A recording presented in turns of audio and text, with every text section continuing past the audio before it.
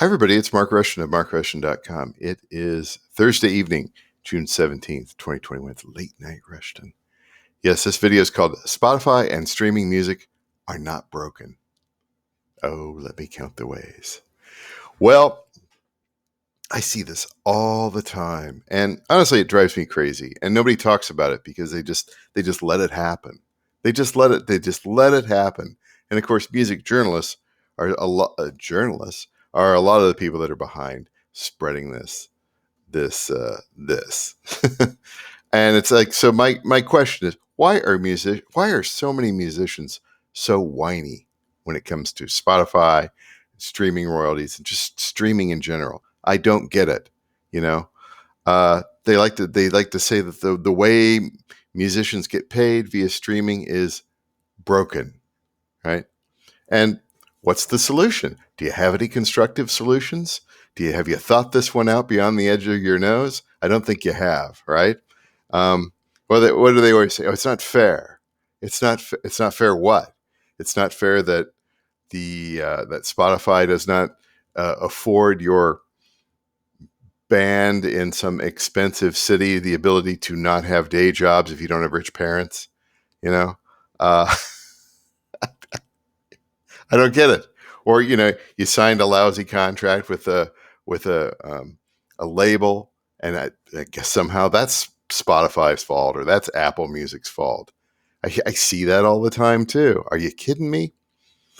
And so I thought I'd take a look at it from a couple of different perspectives within the arts here, some of which I have a little bit of experience with. The first one would be in the writing industry, the publishing industry.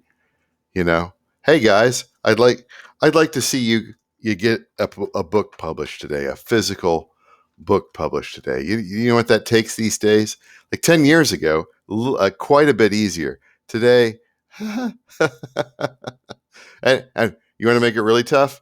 Get a book published in literary fiction and not using self-publishing, not using Kindle. Good luck doing that. Good luck doing that without an agent. Good luck getting an agent. I mean, a good agent, right? I mean, if you do certain genres or whatever, or certain niches or whatever, yeah, maybe it depends, all that sort of stuff. But good luck. Who owns? Yeah. And then I remember in the 90s, these same sorts of people, they hated Borders. They hated Barnes & Noble. They hated B. Dalton. They only liked the Ma and Pa. Where are the Ma and Pa stores? They're almost all gone, right? And who's the King Diamond, right? It's Amazon. Amazon owns it. Nearly everything these days. So can you imagine? Is that broken? No, it coalesced into what it became for good or bad purposes. I don't know. I think someday we may see a return of physical bookstores, just because, you had a Kindle for so long and it kind of loses it. So it could be kind of nice to buy a book or something. I don't know. Everything kind of, some things sort of come back, but you never know. But if you think it's difficult to get a book published or, literary fiction or something like that, yeah, try to get a textbook published. Good luck. Good luck with that, right? And then I was also thinking about it from the side of a filmmaker, filmmakers have always had it tough to a certain degree, but these days, I mean, there's Netflix and there's everything else, right?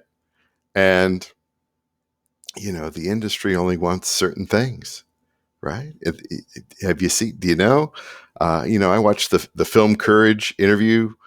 I've been watching that for some time here. Yeah, the industry only wants certain things.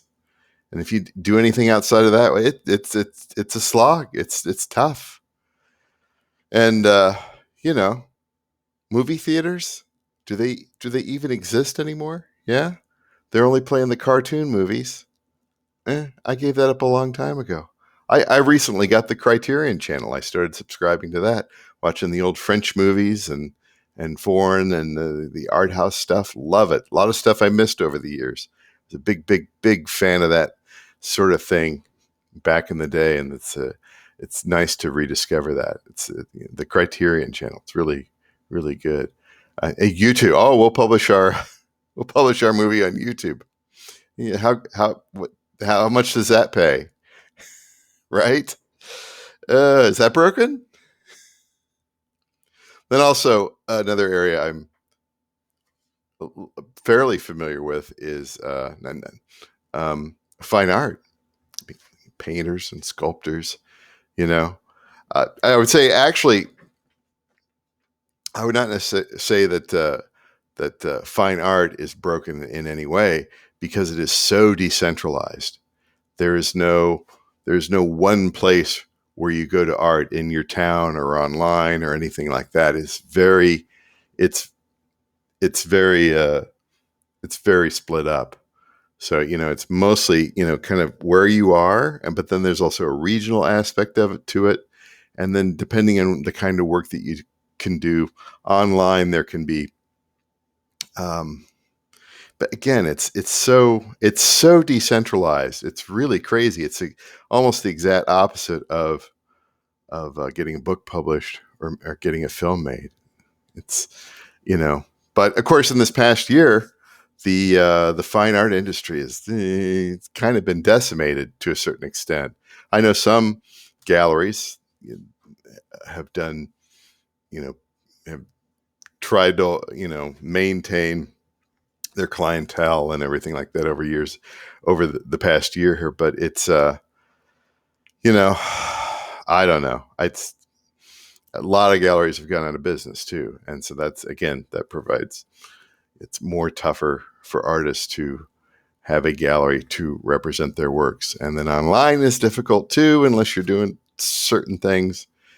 But the only things that I've really seen fine artists complain about are, the galleries typically take 50% on a sale. And it's, if you don't, the gallery, they have their clientele and they have a brick and mortar location. I mean, if you don't understand the value of that, then, good luck selling on your own. You have to have some respect for the person who puts up the capital, puts in that time, develops those relationships. That, I think that is worth 50. I don't think that's broken.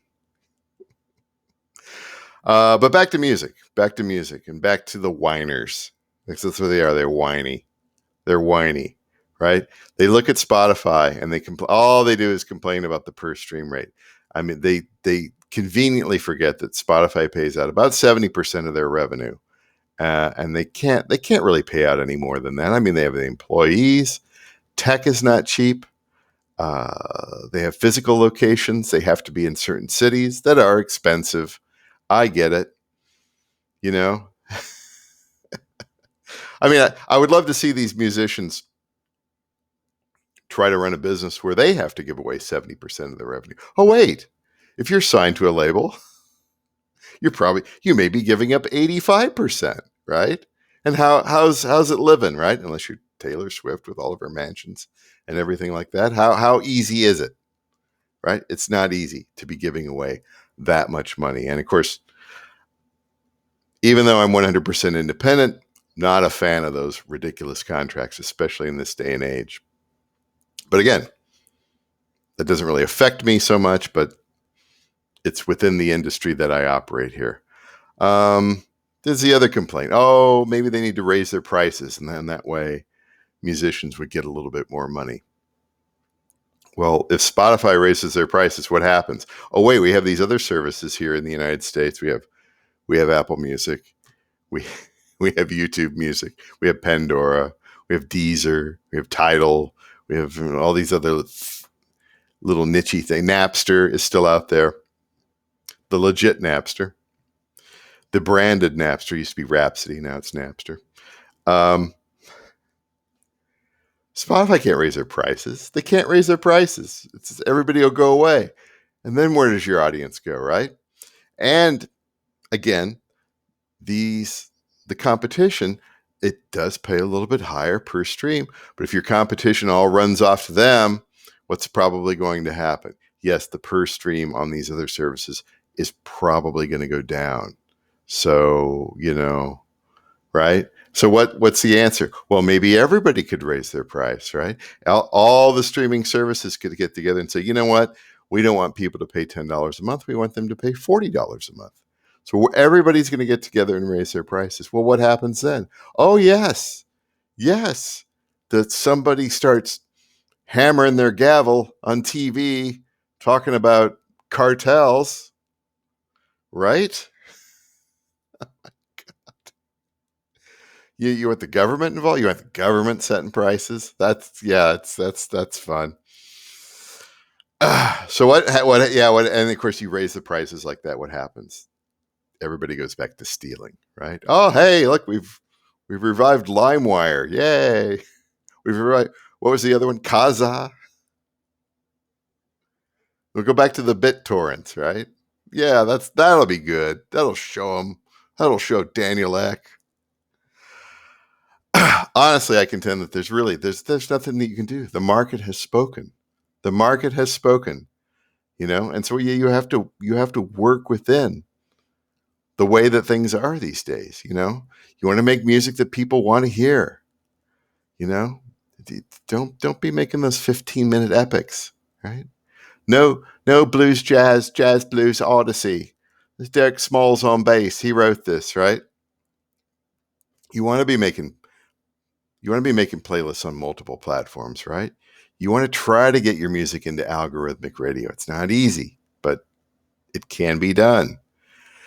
People like to listen passively. People who subscribe to streaming services, they like to listen to passive. They like to listen to playlists. They like to listen to the radio. Why is Pandora still a thing? That's why. Oh, you may not like it, but that's the way people consume music. Sorry. And then so many people out there concentrating on fandom, which right? It's fine if you're the Mark Rushton army and you're destroying the country and we're going from arena to arena. That I don't know about that. I don't know about that. Do you really want to be concentrating on fandom? I really think that as I like to say, people want to hear the music. People want to hear music like what you make. They don't necessarily care about you. If you make blues music, you should have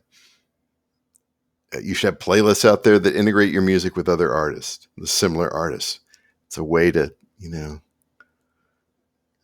get yourself out there, because that's how people consume music these days. Like I just said. Also, another thing. Again, I don't think it's broken. You want to see broken? You want to see kind of broken? You want to see broken? If you think this is broken, which it's not, it's not perfect. There's little quirks here and there. I would contend that songwriters should be getting a little bit more money, and we'll work on that over time. We've worked on that in the last few years here, but these are people that know absolutely nothing about the industry and the strikes that have gone on in the past. I'm going to bring one up here real quick, and it's well, we use Wikipedia for a second here because I don't like Wikipedia, but we'll use it just because it's convenient. The 1942 to 1944 musician strike, the AFM had a strike for 2 years during World War II because they didn't like that the record companies weren't paying royalties. And there's a little bit more history over here on the AFM site. It talks about the history in here. Yeah, 1927, the first talkie films. Within 2 years, 20,000 musicians lost their jobs performing in theater pits for silent films. Somebody moved their cheese, right? The buggy whips no longer worked with the Fords, right? And they're signing deals and they're working things out. But again, here it says, but musicians were losing income as phono records replaced radio orchestras and jukeboxes competed with live music in nightclubs. And so everything broke down, and the AFM called for a recording ban for union musicians. And it lasted for 2 years. And of course, you have this additional history in here about agreements for TV programs, cable, independent films, and video games. This is where the 42 to 44 musician strike was we wouldn't have all this today if that had not occurred. So what are you saying? Are you saying that you should strike against Spotify? Spotify pays your royalties, right? What are you doing? Are you doing anything to promote your? We're trying we're buying Facebook ads. Oh yeah, that's really good. It's really good. Good luck with that. Oh, I don't know what to say. Yeah, I don't think streaming is broken. I don't think Spotify is broken. You may not like the per stream rate, but that's the per stream rate, right? You think it's bad? Yeah, try to get a book published. Try to get textbook published. I got a great idea for a textbook. You have no idea. You have no idea what goes into that. Making music is easy, right?